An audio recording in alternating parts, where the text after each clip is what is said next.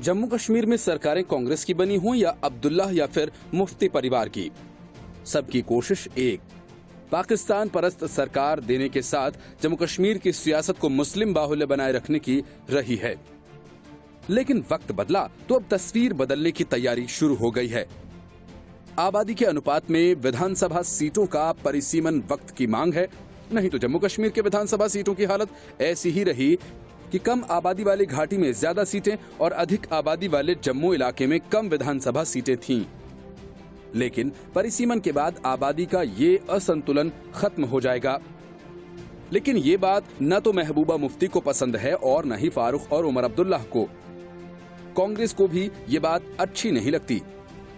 इसी वजह से जम्मू कश्मीर के पूर्व मुख्यमंत्री फारूक अब्दुल्ला ने कहा कि उनकी पार्टी मई में परिसीमन आयोग से बाहर हो गई। बीजेपी कथित तौर पर मुस्लिम बाहुल्य क्षेत्र में हिंदू प्रभुत्व बनाने में और केंद्र शासित प्रदेश को धार्मिक आधार पर विभाजित करने की कोशिश कर रही थी।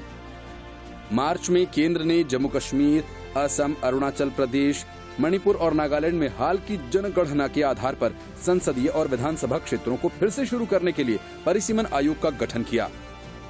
अपने बेटे उमर अब्दुल्ला के साथ फारूक अब्दुल्ला ने बताया कि एक संयुक्त साक्षात्कार में HT को बताया कि यही कारण है कि हमने उन्हें साफ बताया कि हम आपके परिसीमन पर विश्वास नहीं करते हैं। भाजपा का एक निश्चित उद्देश्य है, ये चाहता है कि जम्मू और कश्मीर में एक हिंदू बहुमत उभरे और मुस्लिम बहुमत नीचे चला जाए। भारत सरकार यहाँ जो करने की कोशिश कर रही है, क्या आप उसे हरा सकते हैं?